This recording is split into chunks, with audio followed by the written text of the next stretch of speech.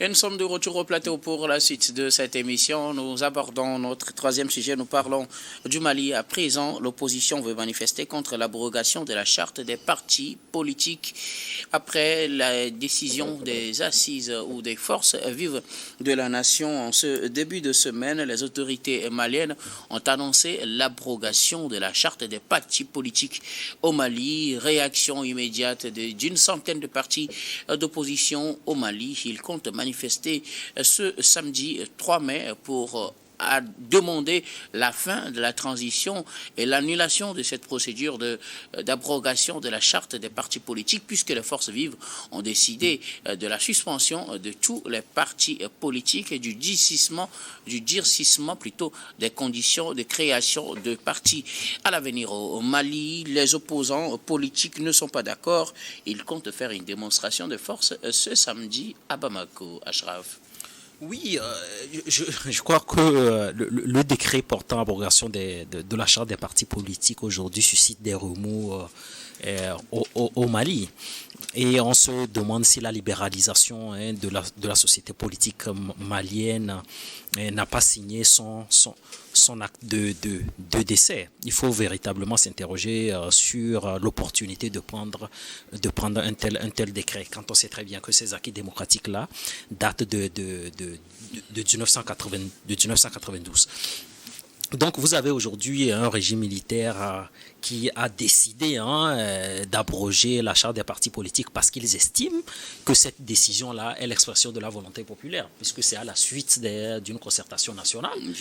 Parce qu'ils estiment qu'ils ont recueilli les opinions des uns et des autres et que les Maliens souhaitent dans leur majorité de dissoudre des partis politiques. Bon, maintenant, est-ce que les Maliens perçoivent les partis politiques comme un facteur de désunion ou bien d'unité?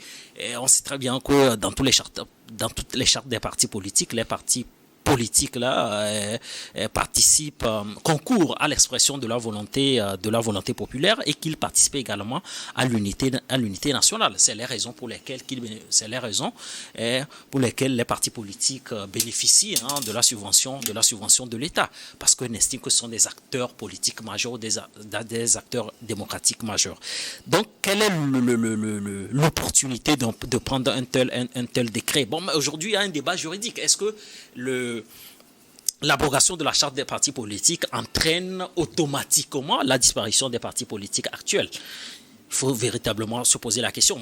Puisqu'ils ont demandé de dissoudre les partis politiques, c'est ce que les forces vives ont demandé. C'est-à-dire qu'officiellement, on ne reconnaîtra plus aucun parti politique. Oui, officiellement, on ne reprendra plus les partis politiques. Mais au fait, moi, je m'interroge parce qu'il y a une charte des partis politiques. Ce qui veut dire que si aujourd'hui, on procède à la charte des partis politiques, il y a un vide juridique.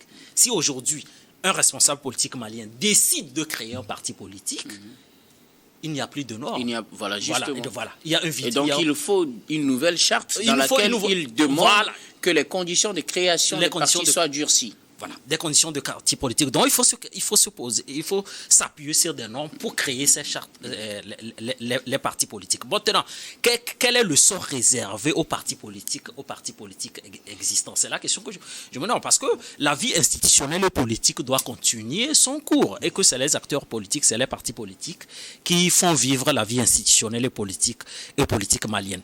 Vous savez, presque dans tous les pays africains, on accuse souvent le ministère de tutelle. Je veux parler du ministère de l'administration territoriale, de donner trop de récépissés, il y a une prolifération des partis politiques et que cela ne participe pas véritablement à la constitution démocratique du pays. Est-ce que c'est véritablement le souhait des Maliens? Parce que là, on peut également soupçonner l'auteur également de ce décret-là de créer des conditions favorables pour les prochaines élections. Je crois que le président Assimi Goïta ne cache pas ses intentions. Il y a même des appels d'ici et là, l'appelant également à le participer à ces élections et qu'on risque Sauf que pour le moment, même selon ces mêmes forces vives, la question des élections est suspendue. Assimi Goïta sera investi président de la République pour un mandat de 5 ans. Et ce n'est que quand la situation se stabilisera qu'on pensera à organiser des élections. Oui, quand la situation se stabilisera. Mais est-ce que le président Assimi Goïta va se contenter de 5 ans de transition? C'est la question qu'il faut se poser, parce qu'on peut également penser l'après, peut passer l'après-transition. Je crois qu'on risque de vivre le scénario gabonais, quoi. Le scénario gabonais risque de se produire au Congo. Pour dire au Mali autant pour moi. Moi, je n'approuve pas la dissolution, disons l'abrogation ou l'opportunité de prendre un tel décret. Pour moi, il suffit tout simplement de laisser les partis politiques continuer à mener leurs activités et de dénoncer des dérives. Maintenant, s'il y a des dérives, il appartient à la justice d'interpeller les acteurs politiques sur un certain nombre d'infractions commises et non appeler à la dissolution pure et simple de ces partis politiques. Merci beaucoup à vous, Ashraf. Je reviendrai à vous tout à l'heure. Pour un autre aspect de la question, Credo TT, les partis politiques comptent manifester ce samedi 3 mai une sorte de démonstration de force pour dire non à cette idée d'abrogation de la charte des partis politiques qui a été annoncée par le gouvernement et aussi de la suppression pure et simple des partis politiques existants au Mali. Oui, dans tous les pays, ce n'est pas particulier au Mali. Donc, tout parti politique bien établi dans un pays et qui est confronté à cette situation devra donner de la voix, se faire entendre. Et je crois que c'est la même logique pour les partis politiques du côté du Mali. Vous savez, avec ce projet de loi adopté en Conseil des ministres le 30 avril dernier sur l'abrogation de la charte des partis politiques, c'est une étape décisive vers la dissolution des partis politiques. L'intention n'est pas cachée. Donc, est-ce que ces partis politiques qui constituent l'opposition dans leur grande majorité vont se laisser faire? Donc, ils vont manifester, ils vont dire aux autorités actuelles du Mali que nous ne sommes pas d'accord avec cette volonté, ce projet de loi qui a été adopté en Conseil des ministres. Il nous en souvient également qu'au moment du coup d'État d'Assimi Goïta, donc certains partis politiques et d'organisations de la société civile ont donné du poids à ces autorités militaires. Donc on a toujours en tête le rôle joué par un imam qui avait de l'emprise sur même des partis politiques, sur des dirigeants politiques. Donc cela avait avantagé en ce moment les autorités actuelles. Donc aujourd'hui, avec cette distanciation de cet imam avec les nouvelles autorités, on sent qu'il y a une certaine aversion qui est développée contre, disons, tout ce qui est parti politique organisé. Mais dans l'expression d'une véritable démocratie, il y a toujours le rôle des partis politiques. Donc on ne peut pas diriger un pays sans l'existence d'un parti politique. Et je crois que cette idée est bien comprise par les autorités actuelles. Et ce n'est pas pour rien qu'ils mettent également dans la cagnotte, disons, la reconstitution même des partis politiques avec le durcissement des conditions de création. Donc, c'est sous-entendu qu'ils mesurent, disons, le rôle, l'importance des partis politiques, mais l'argument qui serait sous-jacent, c'est le nombre pléthorique des partis politiques et pour essayer d'arriver à la formation de certains groupes de partis ou bien de blocs. Donc, et également, lorsque cette étape de dissolution sera actée, nous allons retrouver dans ce pays que même le statut du chef de file de l'opposition ne sera plus d'actualité parce qu'il ne sera plus possible à tout citoyen de se regrouper sans avoir des moyens financiers assez colossaux pour pouvoir remplir toutes les conditionnalités pour se former en tant que parti politique. Donc, est-ce que le rassemblement voulu par l'opposition samedi est la solution à une telle situation au Mali? Non, dans le cas d'espèce, donc je crois qu'on ne peut pas leur reprocher de vouloir manifester. Manifester, c'est pour donner de la voix, c'est crier pour que l'opinion nationale, l'opinion internationale sache qu'il y a quelque chose qui n'irait pas dans le pays. Et je crois que les autorités devraient également leur laisser de donner de la voix, de s'exprimer et d'envisager encore, s'il y a possibilité, revoir un peu la copie. C'est vrai, avec les militaires, lorsqu'ils passent à une étape supérieure, donc c'est difficile de les ramener encore au point de départ. Si les autorités du Mali ont pris cette décision, ils s'appuient sur cette consultation nationale, sur ces assises également. Et ce n'est que la duplication de ce qui est intervenu au Niger.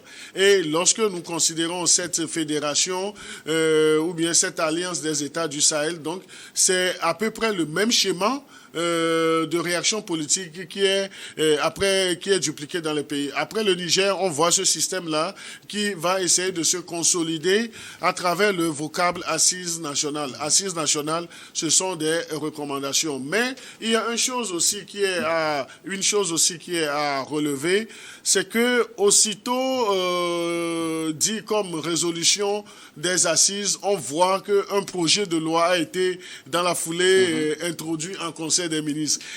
Comment est-ce qu'on peut justifier cette célérité, cette réaction assez spontanée? Donc, c'est dire que tout est déjà préparé et les nouvelles autorités savent là où elles veulent aller dans la gestion des affaires de la cité. Et ce n'est pas pour rien que l'autre aspect qu'on a déjà vu du côté du Niger est également sur la table. Élever le général Assimi Goïta au rang de général d'armée et également accorder un mandat de 5 ans avant même d'envisager des élections démocratiques pour permettre, si le bon Dieu le veut ou bien si Allah le désire, le retour du pouvoir aux civils. Et c'est là où je rejoins Achraf quand il a dit, est-ce que ce n'est pas le scénario du Gabon qu'on va essayer de voir, disons, à la fin de la journée? Merci beaucoup.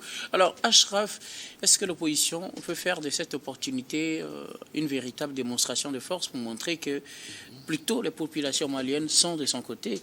Parce que c'est les forces vives qui représentent la population. C'est elles qui ont décidé justement de la suppression des partis politiques, de la suspension du processus électoral et de l'élévation du général Goïta au rang de président plein pour un mandat de 5 ans. Est-ce que l'opposition peut démontrer le contraire avec une grande mobilisation ce samedi?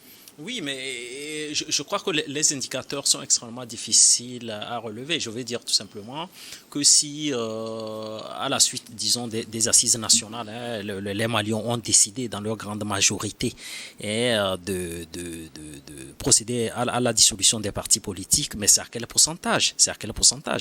Il y a des Maliens probablement qui ne sont pas d'accord avec une telle idée. Et il appartient aux partis politiques aujourd'hui de faire une véritable démonstration de force pour dire que les Maliens, dans leur majorité également, n'approuvent pas l'opportunité de dissoudre les partis politiques. Et je crois que les partis politiques jouent également leur pronostic vital.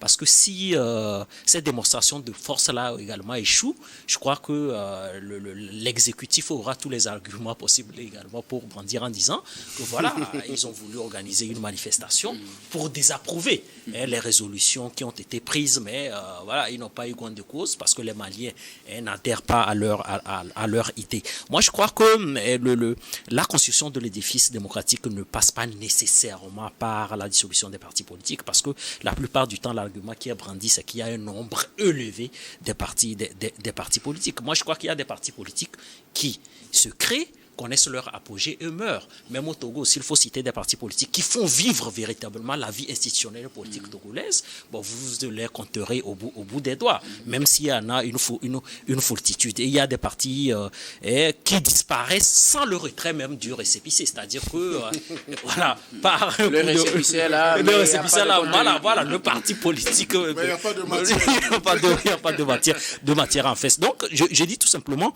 que les partis politiques doivent extérioriser leur frustration. Ils en ont parfaitement le droit. Parce qu'il y a un point de discorde aujourd'hui. Ils désapprouvent l'idée de dissolution des partis politiques, dont ils en ont parfaitement le droit. Donc, on verra dans les prochains jours quelle sera l'ampleur vraiment de cette démonstration de force. Les opposants maliens peuvent-ils établir ce rapport de force? Une démonstration de force est-elle possible ce samedi avec eux? Oui, c'est l'équation à résoudre. Donc, nous allons suivre l'actualité pour voir si ils vont essayer de mobiliser pour établir ce rapport de force avec les nouvelles autorités. Et par le passé, donc on a vu qu'ils avaient donné de la voix, mais est-ce qu'ils ont toujours l'accompagnement, l'assentiment des populations maliennes? Donc c'est cette opportunité qui leur est donnée de mobiliser. Et je crois que lorsqu'ils vont réussir ce pari, ça va faire réfléchir les autorités actuelles, mais disons une faible mobilisation ne fera que conforter les autorités dans leur logique d'aboutir à ce qu'ils ont déjà adopté comme projet de loi. Merci beaucoup à vous tous pour vos contributions. Nous allons marquer une nouvelle pause, puis on reviendra tout à l'heure pour la dernière partie de cette émission, dernière partie que nous allons bien évidemment consacrer au Togo.